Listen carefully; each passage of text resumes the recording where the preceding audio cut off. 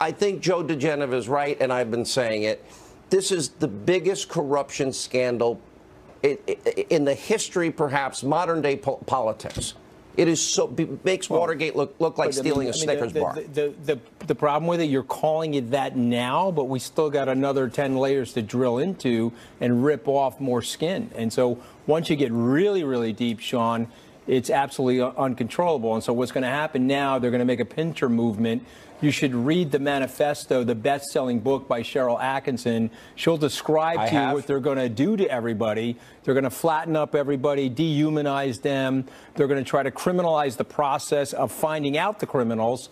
And it's a nightmare for the American people. But I'm glad you're exposing it, Sean. You're doing a big service, a patriotic service. And you're protecting the president who honestly won the election despite all of this nonsense that was happening in the politicization of these agencies. In many ways, Sharyl, you have been a victim of all of this. It was almost a year ago on this program, we broke the story right here with Sarah Carter and John Solomon, who've done phenomenal work about how, yeah, they got a FISA warrant against Donald Trump. Donald Trump tweets out that, oh, they wiretapped me, and the media went crazy. Turns out everything and much more, we've been literally unpeeling layers of an onion here with real facts and information. The media's gone with a story about Russia-Trump collusion with zero evidence for a year, and they, by omission, don't cover these stories. Why? Well, just to amend one thing, I don't know that they had a FISA warrant directly on Donald Trump. I haven't seen evidence that they did.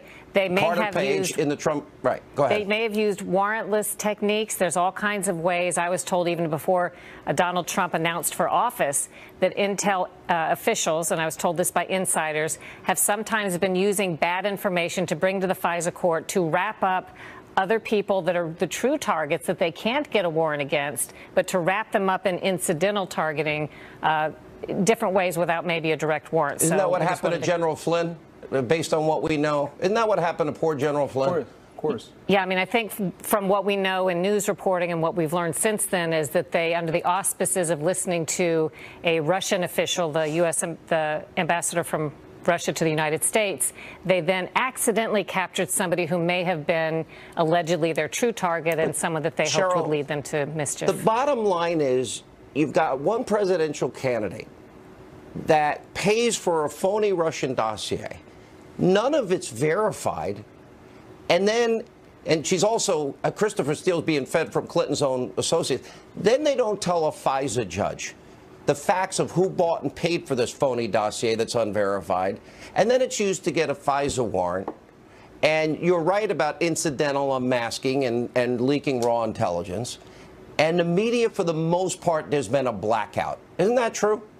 I think there has largely been a lack of curiosity and a lack of accurate and thorough reporting on one side of this issue. There's been plenty representing one viewpoint, but very little on the other side, except to the extent that it debunks. And I think that part of the reason for that is there is a much bigger scandal under the surface, and some people know this, which is, in my view, not that they were going after President Trump perhaps during the campaign, but why? Because unlike what they thought would happen if Jeb Bush were elected or Hillary Clinton, there are some inside the intelligence community who've been there for more than one administration who feared that Donald Trump could bring in people who would peel back the layers and see the allegedly improper and illegal surveillance techniques they've implemented for a long time.